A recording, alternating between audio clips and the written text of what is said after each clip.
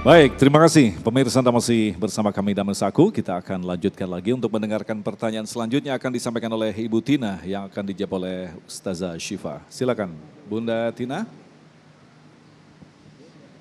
Diturunkan maskernya. Assalamualaikum warahmatullahi wabarakatuh. Yang ingin saya tanyakan, apa konsep atau kiat untuk menjadi seorang ibu yang baik menurut Islam? Assalamualaikum warahmatullahi wabarakatuh. Terima kasih. Pertanyaan bagus, bagaimanakah ibu yang baik menurut Islam? Silakan Ustazah. Bismillahirrahmanirrahim. Bagaimana konsep Islam untuk bisa menjadi seorang ibu yang baik? Baik ya Bu ya, bukan sempurna. Karena tidak ada ibu yang sempurna, tidak ada ayah yang sempurna, yang ada berusaha untuk menjadi baik. Terkadang menurut kita baik, pandangan orang lain tidak baik. Tadi Ustazah Nada sudah menyampaikan, masing-masing punya konsep tersendiri dalam mendidik anak. Jadi anak itu ketika dia lahir dan dia tumbuh, dia besar karena dua hal. Yang pertama karena kultur, yang kedua karena nature. Kultur, budaya sekitar, orang Jawa biasanya kalau ngasuh anak begini, orang Sunda begini, orang Sumatera beda lagi, itu kultur. Ya, anak bisa ngomong, itu nature. Tapi cara ngomongnya itu orang mana yang diikutin, itu kultur. Betul nggak Pak? Orang Betawi lahir di sini, Pondok Gede. Otomatis omongan dia bahasa Betawi. Nggak mungkin dia lahir ngomongnya bahasa Inggris kan? Makanya ada jamaah saya waktu umroh, Ustazah, itu kok anak-anak kecil pinter-pinter banget bahasa Arab ya. Saya bilang memang rumahnya di sini gitu. Jadi mereka bisa bahasa Arab. Jadi setiap ibu diusahakan untuk menjadi ibu yang baik. Bagaimana ibu yang baik? Ibu yang baik itu adalah pertama dia harus jadi istri yang baik. Walaupun tidak bisa kita samaratakan ibu yang baik adalah istri yang baik, tidak. Tetapi otomatis ibu yang baik berasal dari istri yang baik. Istri yang soleha, istri yang taat, istri yang bisa dibimbing oleh suaminya. Ketika dia bisa dibimbing, maka dia pun bisa membimbing anak-anaknya. Itu yang pertama, ya. Jadi istri yang baik. Yang kedua, ibu yang baik adalah dia yang menjadi anak yang baik dan berhasil bakti kepada orang tuanya. Maka dikatakan dalam hadis Rasulullah SAW, birru aba'akum tabirrokum abna'ukum. Kalau kita dulu bakti sama orang tua, maka kelak kalau kita jadi orang tua, anak bakti sama kita. Itu kuncinya. Jadi birru aba'akum, ya, kita harus jadi anak yang soleha dulu. Istri yang soleha, anak yang soleha, baru kita bisa menjadi madrasatul ula. Lalu bagaimana menjadi ibu yang baik selanjutnya? Penuhi diri kita dengan keilmuan. Bagaimana ilmu parenting itu, ilmu mendidik anak, ilmu komunikasi dengan anak, ya, bagaimana keseharian yang harus dilakukan ketika dengan anak-anak kita, di mana ilmu parenting itu bisa kita dapatkan, banyak seminar di mana-mana. Dan ilmu parenting yang paling utama itu berasal dari Al-Quranul Karim.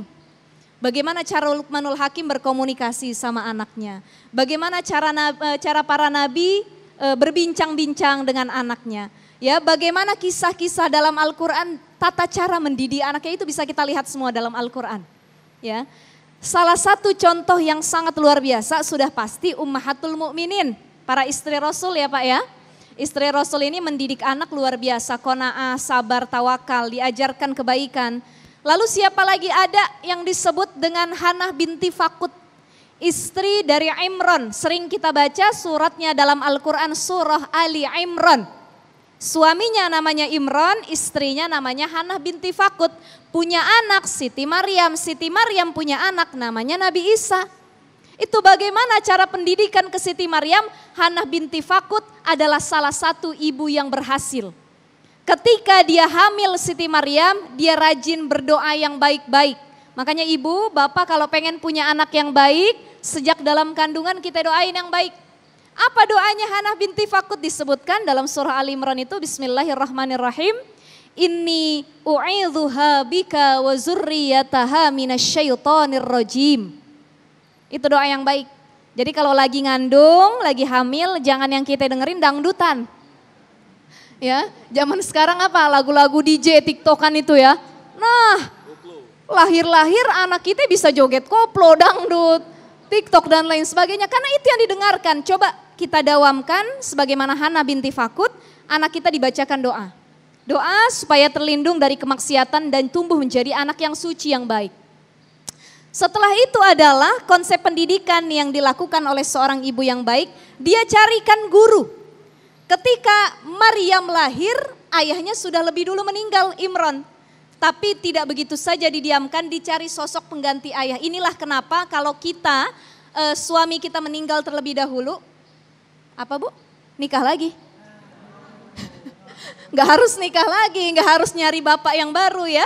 Tapi bisa sosok kakeknya, pamannya, guru-guru spiritual lainnya itu untuk menghadirkan sosok terbaik. Karena mendidik anak nggak bisa itu hanya kita sendiri. Harus ada relasi dan partner yang kuat dalam mendidik anak. Ada lingkungan yang membentuknya. Betul, begitu, betul. Ya. Baik, terima kasih. Selanjutnya kami persilakan kepada Bapak Sugeng Sudarno yang akan dijawab oleh Bunda Nada. Bapak Sugeng, silakan. Bismillahirrahmanirrahim. Terima kasih Pak Agung.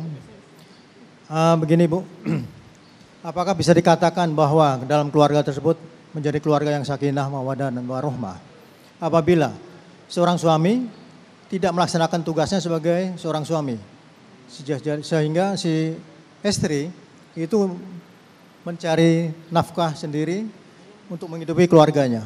Terima kasih. Luar biasa pertanyaan, silakan Bun. Baik, Masya Allah ya.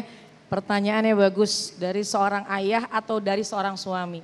Ya, yang dimana melihat seorang wanita bukan tugasnya, tapi dia juga mencari nafkah, dan juga bukan tugasnya, tapi dibebankan dari tugas-tugas yang memang kesehariannya mungkin yang biasa dilakukan oleh seorang laki-laki. Apakah itu sudah menjadi rumah tangga yang sakinah, mawaddah, warahmah? Ya, sakinah, apa sih sakinah? Damai, tentram, nyaman. Sudah pasti kalau menikah kita mencari kenyamanan, cocok mau nikah sama dia. Itu adalah sakinah. Mawaddah, cinta, rasa sayang. Tapi biasanya masih melihat fisik. Tapi tingkatan paling tinggi adalah rahmah. Bukan saja cinta satu dengan yang lain, tapi rumah tangga itu akan mendatangkan rahmat dari Allah Subhanahu wa Ta'ala. Saya mau tanya sama ibu, Bu, ngelihat bapak badannya mohon maaf fisiknya tidak sekuat dulu. Wajahnya tidak seganteng dulu. Ngelihat tidur mohon maaf giginya udah pada nggak ada.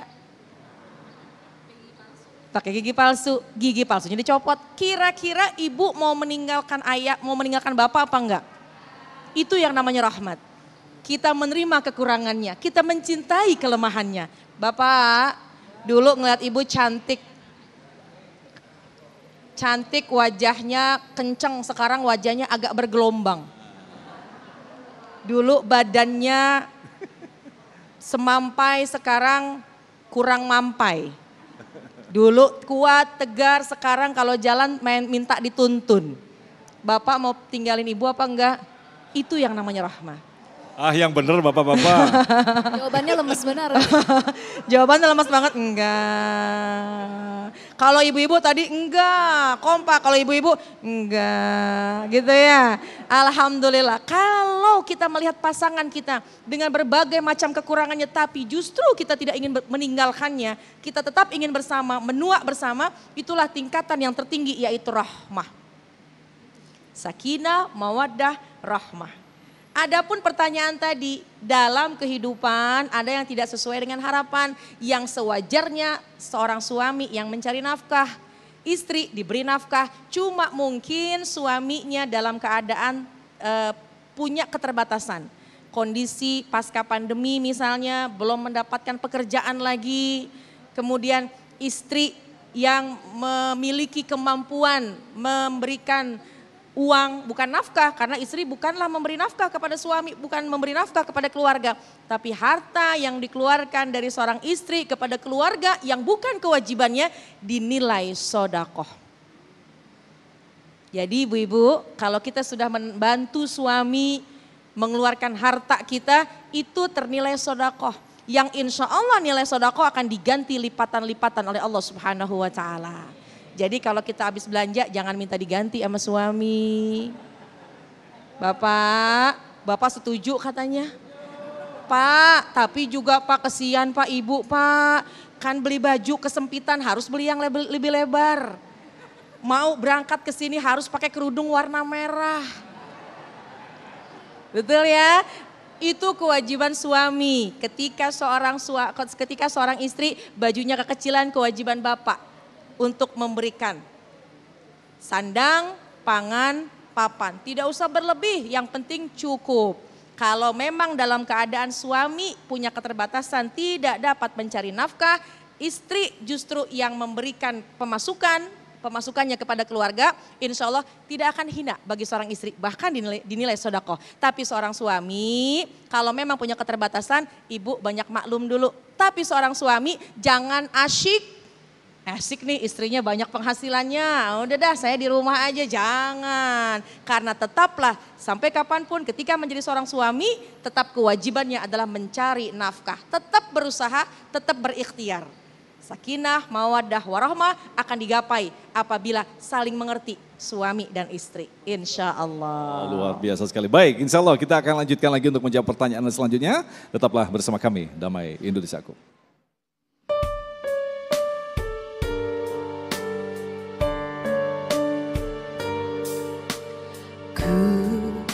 Manusia yang penuh dosa, berharap ampunanmu.